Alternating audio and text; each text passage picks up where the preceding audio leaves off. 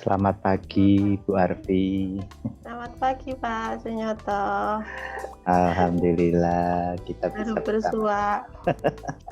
Nggih, bersua. Mahasiswa semuanya, kameranya dibuka. Ini mau saya screenshot dulu sebelum materi perkuliahan dimulai, supaya nanti bisa dipakai sebagai bukti kalau Ibu Arfi ini sudah hadir gitu ya. 1, 2, 3.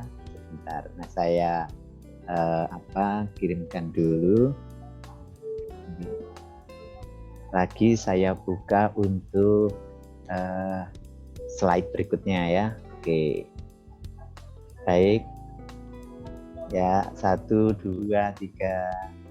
Oke, baik. Iya. Baik, saya kira begitu Ibu, monggo kalau mau dimulai disilakan. Terima kasih Pak Sunyoto. Assalamualaikum warahmatullahi wabarakatuh. Selamat pagi teman-teman, rekan-rekan mahasiswa. Waalaikumsalam warahmatullahi wabarakatuh. Mana ini semangatnya kok gak terdengar? Selamat pagi teman-teman. Selamat pagi Bu. Ya, saya dengarkan katanya ini Universitas PGRI Adibuana itu sebutannya kampus semangat pagi ya. Jadi saya kira sebelum saya datang ke dalam Zoom ini mau ketemu teman-teman ini, rekan-rekan semuanya ini sudah berpikir, wah mahasiswanya nanti pasti ini selalu berenergi, semangatnya selalu pagi ini rekan-rekan. Ayo saya mau tes rekan-rekan semuanya. Apakah benar itu? Ayo coba. Selamat pagi teman-teman. Coba dibuka ininya. Apanya? Audionya. Mikrofonnya. Coba mana suaranya? Saya belum dengar teman-teman. Selamat pagi. Selamat pagi Bu. Nah, terima kasih teman-teman semua. Teman-teman akan bersama dengan saya untuk pembelajaran dasar-dasar komunikasi dalam mengajar gitu. Nah, teman-teman saya harap dapat menjaga semangatnya seperti katanya kampus semangat pagi itu.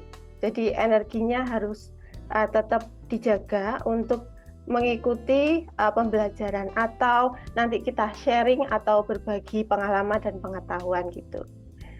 Nah, teman-teman, sebelumnya saya akan perkenalkan diri. Saya izin untuk share screen ya.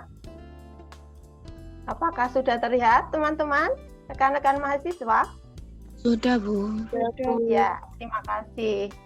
Nah, kita ke depannya akan belajar mengenai dasar-dasar komunikasi dalam mengajar. Perkenalkan, nama saya Arfi Skarvarenta. Saya saat ini bekerja sebagai Widyaiswara Ahli Pertama di Badan Riset dan Inovasi Nasional. Saya lulusan Magister Teknologi Pembelajaran dari Universitas Negeri Malang pada tahun 2016.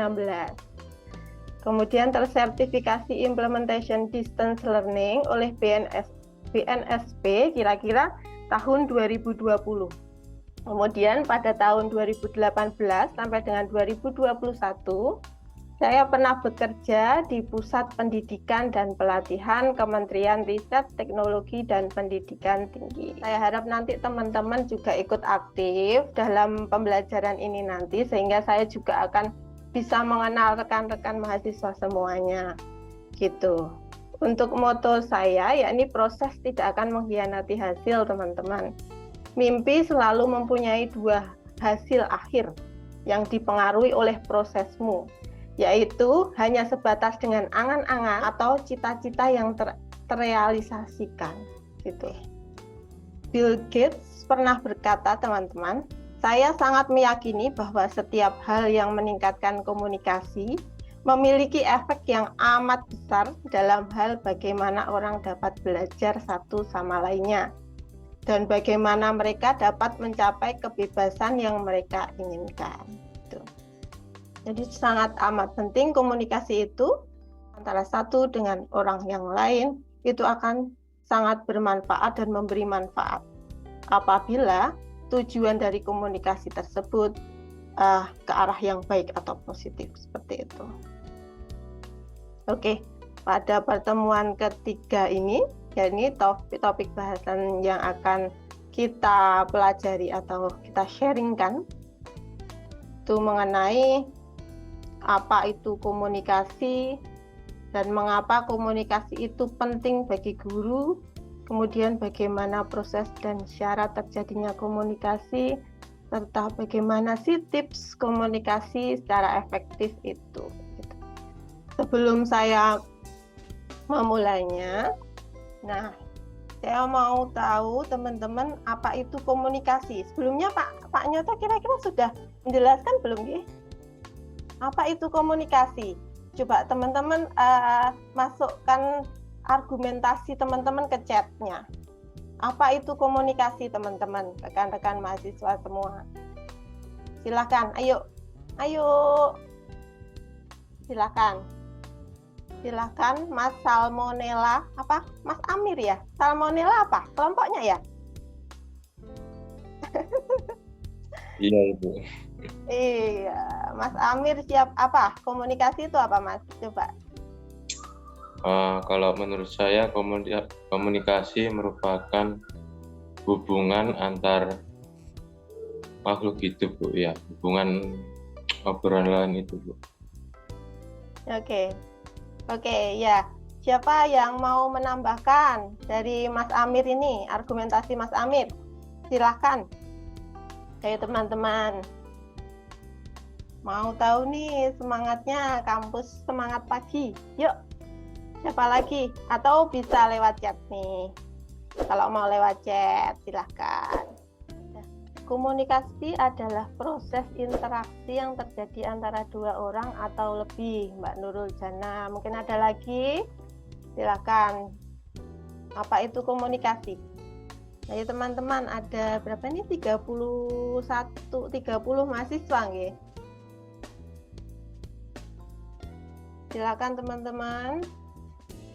Ada yang mau menambahkan dari Mas Amir dan Mbak Nurul? Sudah masuk dari Mbak Putri. Komunikasi adalah proses pertukaran informasi atau pesan yang terjadi antar dua orang atau lebih. Kemudian Mbak Francisca nih. Komunikasi adalah pengiriman dan penerimaan pesan antara dua orang atau lebih sehingga pesan yang dimaksud dapat dipahami. Ya. Sehingga dapat dipahami ya. Kemudian dari Mbak Nabila, komunikasi adalah hubungan timbal balik antar manusia di mana ada aksi dan respon. Betul sekali. Nanti ada hubungannya dengan umpan balik ya. Mungkin masih ada lagi, silahkan ya, tinggalkan melalui chat. Oke. Saya lanjutkan untuk komunikasi itu, yakni menurut KBBI, komunikasi adalah pengiriman dan penerimaan pesan atau berita antara dua orang atau lebih, betul sekali tadi teman-teman, sehingga pesan yang dimaksud dapat dipahami, betul sekali. Nah, sedangkan komunikasi interpersonal adalah proses pengiriman dan penerimaan pesan antara dua orang dalam satu saat bergantian memberikan informasi. Nah, ini saling membawa kebermanfaatan dalam komunikasi mencapai tujuannya. Nah, kemampuan interpersonal agar disukai oleh orang lain, teman-teman. Kayak gimana sih gitu? Kalian harus punya apa? Kemampuan interpersonal seperti apa sih yang biar orang lain tuh suka gitu. Audiensnya atau komunikannya. Siapa sih komunikannya? Gitu. Usianya berapa sih? Latar belakangnya. Karakternya seperti apa sih? Budayanya dia seperti apa sih? Jadi etikanya komunikasi seperti apa? Itu sangat penting ya, teman-teman, dalam berkomunikasi. Jadi misalkan saya masuk di sini, saya asalnya dari Solo ya teman-teman. Dari Solo, kemudian saya hijrah ke Jakarta karena pekerjaan seperti itu. Kemudian saya bertemu teman-teman nih di Surabaya. dari Surabaya, mungkin dari berbagai macam ini ya daerah ya ini teman-teman. Ya. Iya, Bu. Tidak hanya dari Jawa Timur saja, nggih. Ada yang dari luar Pulau Jawa ini? Tidak, Bu. Oh, tidak ada ya. Orang Jawa semua, nggih. Ya, itu orang Jawa saja pun itu banyak sekali, nggih, adat istiadat atau budayanya, etikanya kadang-kadang berbeda-beda gitu. Di satu wilayah sana menganggap ini tuh kurang sopan seperti itu. Padahal di sini tuh biasa. Saya dulu kan kuliah di Malang ya. Kuliah di Malang, di sana terbiasa nih. Surabaya dan Malang kan agak mungkin lebih keras. Maksudnya lebih ini ya bahasanya dari bahasanya seperti itu. Nah, dengan orang Solo sendiri agak lembut seperti itu. Kemudian ke Jakarta lagi, saya punya banyak macam referensi teman-teman. Teman-temannya banyak karena dari berbagai macam suku seperti itu.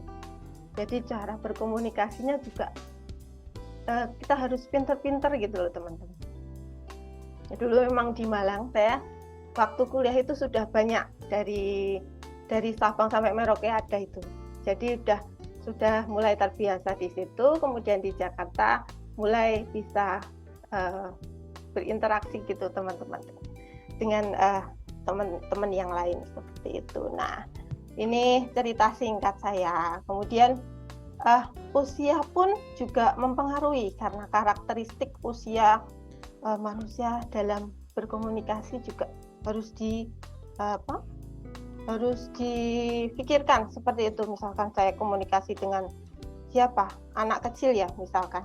Dia karakternya orangnya anak kecil itu kan masih banyak ingin tahunya, banyak tanya gitu kan. Terus kalau mau dia mau sesuatu itu harus dikasih seperti itu misalkan. Terus anak kecil itu juga jika kita tidak bisa memaksa, sehingga kita harus memberikan sesuatu pada dia. Misalkan kita berikan permen baru dia mau seperti itu. Saya dulu punya cerita. Nah, saya itu kan dulu kuliah di Malang itu, teman-teman. Nah, kalau pulang, saya itu belajar mungkin dari Tuhan sendiri, memberikan proses ya. Kita kan diberikan proses oleh Tuhan untuk menuju sesuatu, ya. Nah, teman-teman ini juga prosesnya kan baru nih jadi mahasiswa di Unipa, di Universitas PGRI Adibuana. Pasti banyak sekali teman-teman juga bermacam-macam, saya yakin prosesnya untuk dikasih Tuhan itu prosesnya banyak. Nah, salah satunya saya juga. Prosesnya saya di Malang dulu kuliah seperti itu. Kemudian saya juga banyak nih anak kecil itu kok banyak yang suka seliweran di depan rumah gitu kan. Nah, mereka tuh memang banyak sekali di kawasan itu. Nah, suatu saat memang ibu saya waktu pulang itu memang anak kecil itu ada di desa saya seperti itu. Nah, ibu saya itu kan sukanya punya permen gitu loh teman-teman. Nah, anak kecil itu kalau dikasih permen semakin senang dia. Nah, gitu kan? Itu salah satu cara untuk menarik perhatian kan teman-teman. Tapi untuk usia anak kecil gitu. Semakin dia dikasih permen, kok besoknya kesini lagi. Nah, saya kok kesini semakin banyak, saya bilang. Terus lama-lama saya itu ajak komunikasi teman-teman. Nah, saya ajak main game atau nonton YouTube. Tapi dalam hal itu saya tetap memancing pertanyaan-pertanyaan yang saya ingin ketahui dari dia. Nah, suatu saat sampai ada beberapa anak kecil itu, mungkin lebih dari 2 orang itu, orang tuanya ke tempat saya, teman-teman, dan minta saya untuk mengajari mereka. Jadi kayak bimbingan les, tiba-tiba, walaupun saya tidak membukanya gitu. Itu salah satu pengalaman ya teman-teman, maksudnya pengalaman hidup saja nggih. Buatan akademis, secara akademis buatan itu karena proses dari Tuhan gitu. Nah, itu salah satu cara menarik perhatian seorang anak kecil gitu. Itu memang lumrahnya seperti itu. Dan beda lagi nih teman-teman. Kalau kita nanti mau berkomunikasi dengan misalkan anak-anak remaja, masih berpikiran nanti pacar-pacaran yang dipikirkan, cinta gitu kan, cinta, asmara, terus masih hobi gitu, bagus itu. Tapi untuk perkembangan dirinya gitu, itu biasanya remaja seperti itu. Kemudian yang untuk komunikasi dengan orang-orang remaja, ikuti saja alur mereka seperti itu. Kemudian yang untuk dewasa, teman-teman misalkan nih masih ada yang lebih tua dari teman-teman seperti itu. Nah, misalkan ada tugas atau penelitian atau untuk observasi atau wawancara nih dengan orang yang lebih dewasa gitu. Misalkan ya, harus kayak gimana nih basa-basinya atau kayak gimana nih pendekatannya gitu kan. Komunikasi interpersonal seperti apa nih? Gitu. Biar dia tertarik dulu sama aku kayak gitu. Nah, kita kalau berkomunikasi dengan orang dewasa itu lebih ke wawasannya diperluas, teman-teman. Wawasan diperluas, kemudian kita bisa sharing sesuatu hal dengan dia. Mungkin bisa diawali dari biasanya olahraga, atau kita sering-sering baca berita, teman-teman, ikuti berita terupdate seperti itu. Jadi orang-orang dewasa itu sehingga bisa tetap loh, anak ini kok sudah tahu kayak gini. Pasti semakin dia anak ini up to date seperti itu. Semakin enak diajak komunikasi seperti itu untuk kedepannya. Itu salah satu komunikasi interpersonal ya teman-teman, cara komunikasi interpersonal kepada orang dewasa seperti itu. Nah, beda lagi nih sama nenek-nenek atau kakek-kakek gitu, atau orang yang udah sepuh gitu. Nah, mereka tuh mungkin karena mereka sudah sepuh itu biasanya masih menganggap kita mungkin teman-teman nih kira-kira masih usia 25 ke bawah 20 ke atas, 25 ke bawah Nah, itu tuh biasanya mereka masih menganggap seperti anak mereka seperti itu, atau bahkan cucu mereka gitu. Jadi masih, kalau teman-teman berkomunikasi dengan orang yang lebih sepuh, lebih beretika gitu, menjaga sopan santun seperti itu. Kemudian biasanya lebih banyak mendengarkan terlebih dahulu, kemudian memberikan argumentasinya seperti itu. Biasanya karena orang sepuh itu, kenapa kita mendengarkan? Karena orang sepuh itu biasanya banyak tuh pengalamannya, banyak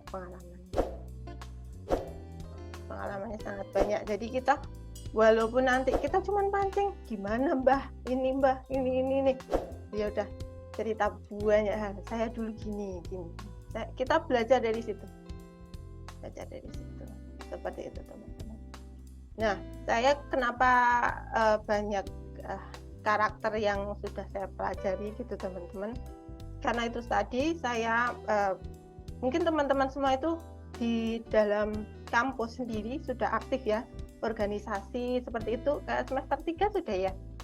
Sudah ya?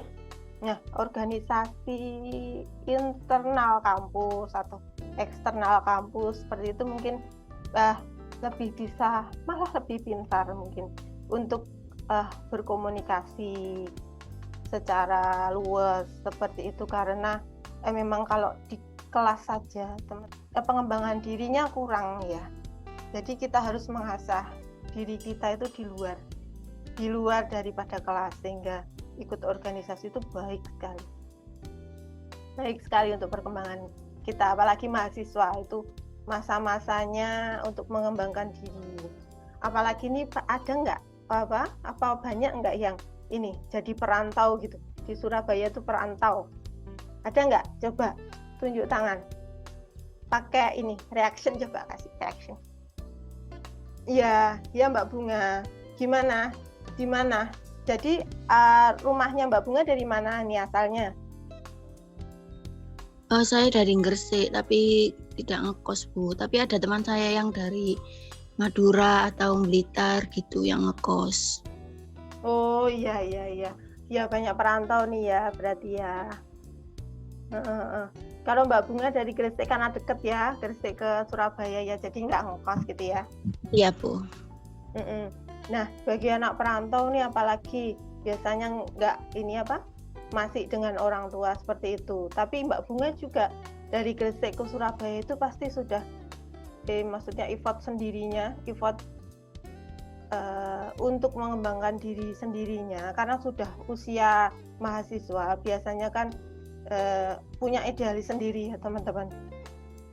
Jadi tidak ikut orang tua biasanya kayak gitu, tapi tetap ya harus manut dengan orang tua seperti itu. Tapi maksud saya kalau orang-orang yang merantau gitu seperti teman-teman yang ada dari Madura ke Surabaya itu. Nah, itu masa-masa dia mengembangkan kompetensi hidupnya gitu. Jadi pergunakan itu tapi masih dalam jalurnya. Jadi ambil aja pengalaman, berbagai pengalaman hidup gitu. Tapi jangan yang aneh-aneh. Jadi pelajari komunikasi, misalkan ini karena komunikasi ya, pelajari komunikasi dengan orang ini. Jadi jangan, karena sekarang ini ya memang terbantu ya, dari COVID ini kan sangat-sangat terbantu daripada media pembelajarannya jarak jauh gitu. Namun ada beberapa hal yang tidak kita gantikan dengan dahulu sebelum COVID gitu ya. Maksudnya untuk interaksi secara langsungnya semakin berkurang. Tapi alhamdulillah ini sudah mereda ya. Untuk tadi yang yang orang-orang yang dari teman-teman yang tadi yang dari Madura masuk ke Surabaya jadi perantau. Nah, di situ tuh banyak menimba ilmu kehidupan. Walaupun ini sedang COVID, insya Allah nggak ini sih, sudah mereda ya. Jadi bisa. Tapi saluran media komunikasinya semakin banyak. Tapi semakin kadang-kadang harus ada filternya teman-teman untuk media komunikasi maya ini. Gitu. Mungkin teman-teman ada yang mau sharing nih terkait pengalamannya tentang komunikasi interpersonal. Enggak saya saja, pasti teman-teman banyak sekali yang mau cerita nih. Monggo, silakan Mas Amir, mau enggak cerita nih? Mbak Zari? Mungkin saya kan asli dari Solo ya, Bu. Halo.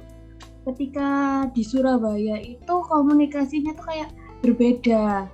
Di Solo itu terkenal kayak lembut banget gitu, bahasanya alusan. Tapi kalau di Surabaya intonasinya lebih keras dan bahasanya agak sedikit bahasa yang kurang baik gitu. Maksudnya nggak semuanya ya, Bu.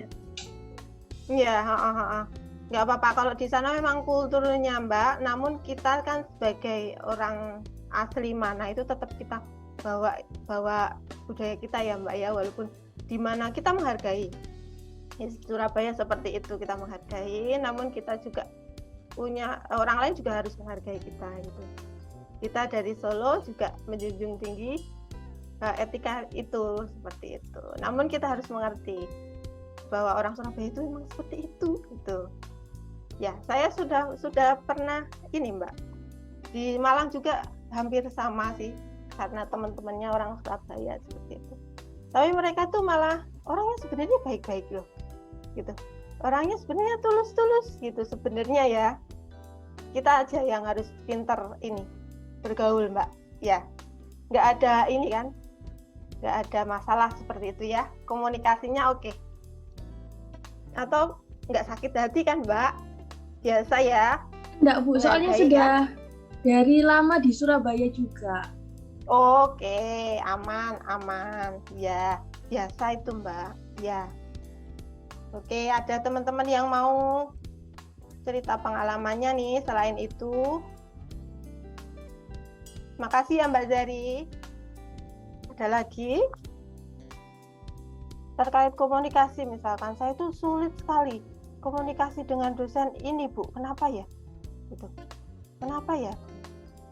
Atau kayak gimana? Oke, yang kedua kita bahas mengenai mengapa komunikasi atau komunikasi interpersonal penting bagi guru. Sebagai guru, yakni perannya sebagai seorang informator, yakni dia sebagai pelaksana yang menyampaikan materi pelajaran kepada siswa. Jadi dia sumber dari materi atau sumber dari bahan pengetahuan untuk siswa. Kemudian seorang guru juga seorang organisator. Sebagai organisator atau pengelola kegiatan akademik, biasanya dia juga mengelola silabus, workshop, jadwal pelajaran, dan sebagainya. Selain itu nih teman-teman, seorang guru ini juga merupakan motivator ya. Ini peran guru motivator nih selalu memberikan dukungan kepada siswanya gitu. Untuk selalu berprestasi seperti itu. Kemudian peran guru sebagai pengarah atau director, guru dapat membimbing dan mengarahkan kegiatan belajar siswa sesuai tujuan pembelajaran. Harus bisa nih seorang guru gitu. Inisiator sebagai pencetus ide-ide dalam proses belajar. Kemudian seorang guru juga seorang transmitter, bertindak selaku penyebar kebijaksanaan pendidikan dan pengetahuan. Guru tuh jangan hoak teman-teman ya. Jadi penyebar apa tuh yang itu tuh nggak bagus-bagus jangan ditiru pokoknya gitu. Kemudian seorang guru juga fasilitator, yakni memberikan fasilitas atau kemudahan dalam proses belajar mengajar.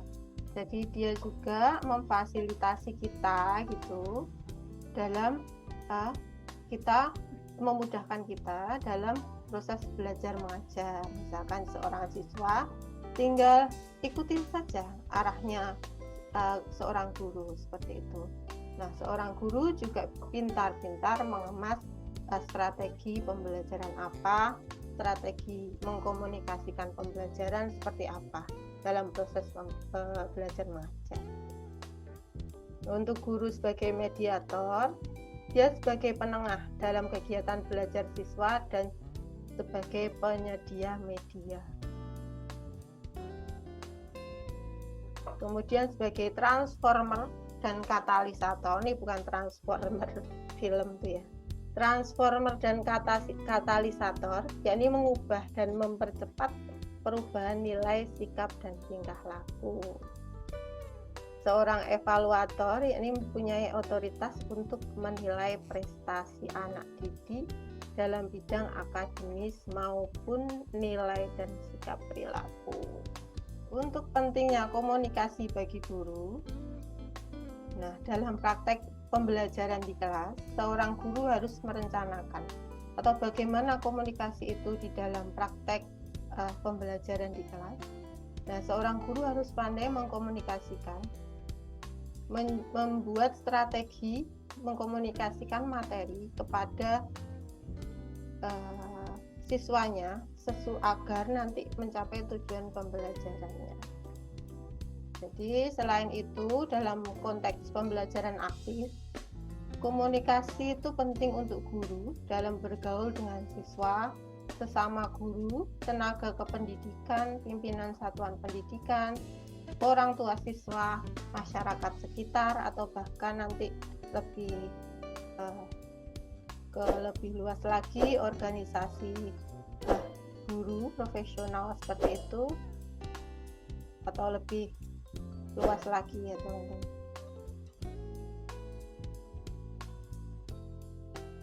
Nah, kemudian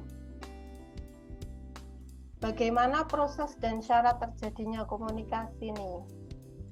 Mungkin harus berjalan dua arah. Iya, benar. Jadi ada interaksi. Selain itu, prosesnya kayak gimana prosesnya? Proses terjadinya komunikasi, yakni seorang komunikator atau yang menyampaikan pesan. Komunikator menyampaikan informasi kepada penerima dengan maksud tertentu menjadi simbol-simbol. Itu namanya proses encoding. Kemudian simbol-simbol tersebut berupa komunikasi verbal atau non-verbal. Selanjutnya disebut pesan. Gitu. Komunikator menyampaikan informasinya berupa pesan. Dan pesannya sampai pada penerima, selanjutnya terjadi proses decoding, yaitu menafsirkan pesan tersebut. Setelah itu terjadilah respon pada penerima pesan atau umpan balik. Bagaimana syarat terjadinya komunikasi? Oke, terjadinya komunikator, adanya komunikator. Nah, kemudian komunikator itu adalah pemberi pesan ya teman-teman. Kemudian komunikan yang menerima pesan. Nah, betul seperti kata Mbak Zari tadi ya, harus ada interaksi. Jadi harus minim 2 orang untuk komunikasi. Nggak mungkin nggak ada lawan komunikasi. Jadi salah satu ingin punya tujuan komunikasi, tujuannya untuk ini, seorang komunikator nih. Kemudian yang akan diberikan informasi ini seorang komunikan. Bagaimana, apakah bisa bertukar posisi atau bisa jadi komunikator, bisa jadi komunikan jika nanti si komunikannya juga menyampaikan informasi teman-teman, jadi saling. Jadi antara komunikator, sebenarnya dua-duanya komunikator, bisa saja seperti itu. Kemudian pesan, adanya pesan berupa pesan verbal maupun non-verbal seperti ekspresi wajah, nada suara, dan bahasa tubuh. Tuh. Seorang komunikator itu harus memperhatikan namanya pesan tersebut. Jadi kalau seperti kata dalam penelitian Profesor Dr. Priscilla dari Universitas Michigan University itu, kalau pesan itu terdiri dari 60%-nya adalah bahasa tubuh teman-teman. Kemudian 30%-nya ada pada nada suara dan intonasi suara. Kemudian yang berapa tadi? 10% itu baru kata-katanya. Jadi komunikasi itu struktur yang paling penting malah pada bahasa tubuh, karena bahasa tubuh pun seperti apa dia bahasa tubuhnya itu bisa mencerminkan seperti apa keadaan dirinya, atau maksud dia apa gitu. Maksud informasinya itu apa, seperti itu. Seperti biasanya dia lihat bahasa tubuh yang semangat gitu kan, agak semangat gitu, oh ini orangnya berapi-api. Kemudian saluran atau media, ini media komunikasinya teman-teman memakai apa, harus pintar memilih saluran media. Untuk tingkat kekayaan media komunikasi, jadi paling tinggi memang hadir secara fisik atau berhadapan secara langsung gitu, tatap muka itu paling tinggi kekayaan media komunikasinya. Kalau dibilang dari hierarki Duff and Lengel seperti itu. Kemudian yang kedua baru media interaktif melalui telepon, kemudian media elektronik. Dan yang ketiga baru media statik yang bersifat pribadi atau memo, surat, dan SMS. Nah itu yang paling rendah sendiri nih, media statik yang bersifat tidak pribadi atau brosur maupun buletin. Nah Ini bagaimana sih teman-teman nanti memilih media komunikasi ini mau dipakai yang mana ya? Teman-teman bisa melihat dari segi rutin dan non-rutinnya. Informasi tersebut perlu dibaca atau perlu diterima oleh komunikan. Informasi yang paling harus sering dibaca atau diterima oleh komunikan bisa menggunakan media yang kekayaan media komunikasinya paling rendah. Jadi seperti brosur atau buletin itu paling bagus untuk media komunikasi yang harus rutin dikomunikasikan. Gitu.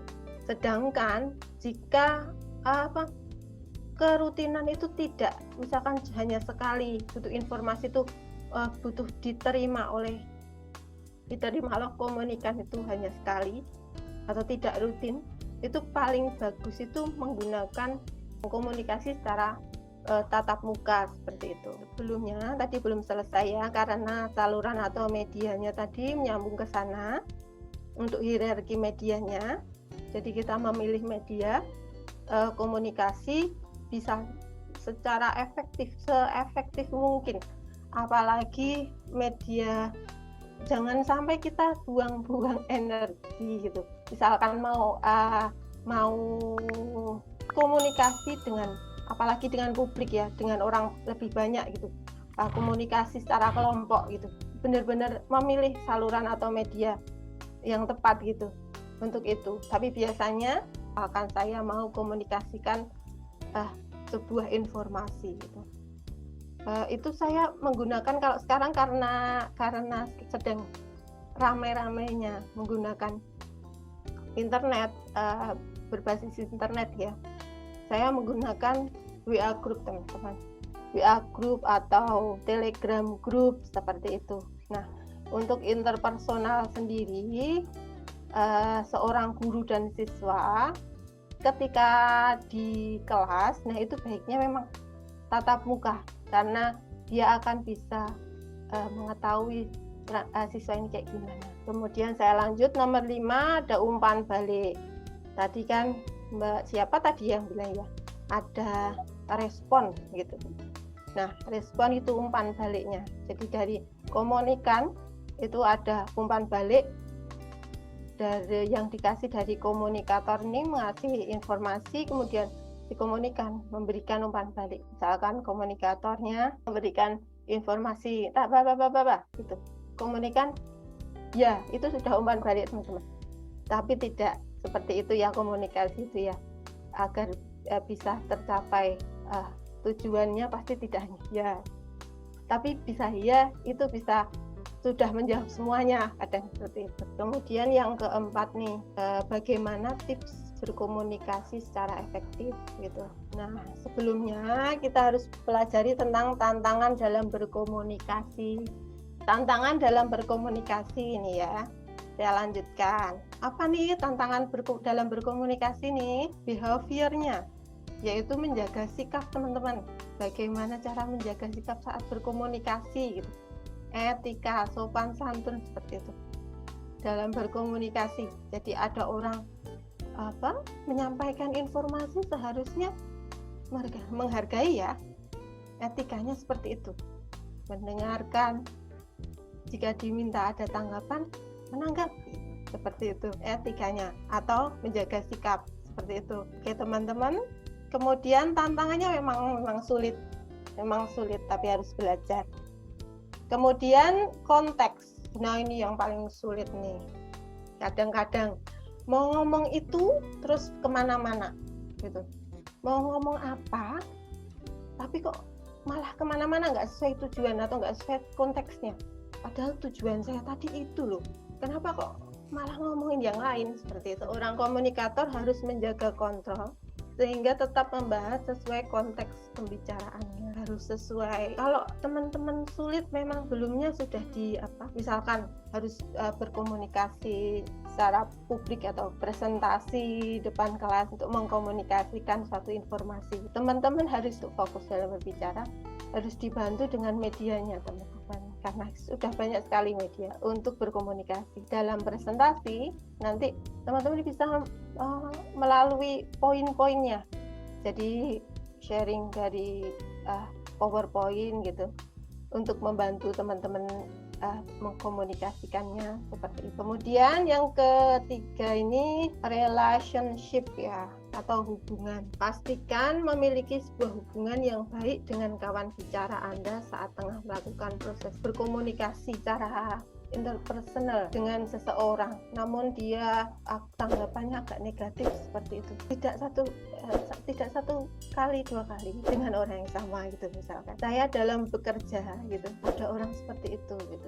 Kemudian saya dengan cara apa? Saya punya cara lain. Komunikasi itu memang sulit, tapi harus dipelajari dan ada caranya untuk mengkomunikasikan kepada dia yang sulit ini, yang menganggap saya agak negatif, maksudnya untuk menanggapi dalam berkomunikasi gitu. Saya akan melalui orang dekat dia. Jadi orang dekat dia ngobrolkan ke saya kurang ini ya teman-teman, daripada nanti komunikasinya. Itu banyak sekali ya teman-teman dalam bekerja ya. Bahkan ini teman-teman sudah ada yang bekerja ya. Iya. Mas Amir ya? Ada, Bu. Oh ya, siapa tadi ya Mbak? Siapa ya? Yang jawab ada, Mbak siapa tadi? Bunga. Mbak Bunga. Oh iya, Mbak Bunga kerja di mana, Mbak? Kebanyakan saya dan teman-teman saya itu melesi gitu, Bu. Mohon maaf, saya nggak kedengeran. Gimana? Kebanyakan teman-teman saya itu ngelesi, tapi ada yang kerja. Oke, baik. Iya, biasanya teman-teman calon guru nih biasanya ngelesin ya. Ngelesinnya SD, anak SD atau SMP, SMA? SD, Bu. Anak SD ya. Anak kecil tuh agak sulit-sulit gitu ya, Mbak ya. Sulit-sulit mudah gitu ya. Privat ya, Mbak ya? Iya, Bu. Mbak Bunga nih yang tadi dari Solo bukan ya? Oh, dari Gresik ya? Iya, Bu, dari Gresik. Oke, keren Mbak. Udah mulai ini calon-calon pendidik nanti gitu. Itu dalam berkomunikasi dalam pekerja itu kan masih secara privat ya Mbak Bunga nggih. Mboten ikut kursus nggih. Mboten, Bu. Ya, nanti akan semakin luas lagi ketika teman-teman mungkin nanti kalau ini memang kayak pengalaman proses, karena memang tugas utamanya mahasiswa itu tugas nanti teman-teman pengembangan dirinya. Prosesnya dinikmatin gitu. Dikasih Tuhan seperti itu, dinikmatin, dipelajarin. Nanti saat teman-teman sudah lulus, misalkan akan masuk di sebuah perusahaan atau bahkan di kementerian, bisa saja di badan lembaga seperti itu, bisa saja dengan teman-teman komunikasinya. Sekarang mulai belajar seperti apa proses komunikasi. Nah, nanti semakin dalam bekerja saat sudah lulus nanti itu semakin luas komunikan. Nanti kita dihadapkan dengan komunikan yang mungkin ada beberapa yang responsnya gitu. Dalam bergaul pun kan seperti itu, tapi masih dimaklumi karena masih usia biasanya bergaul mahasiswa seperti itu. Namun tidak apa-apa, jangan ikut-ikutan itu. Kita harus punya cara.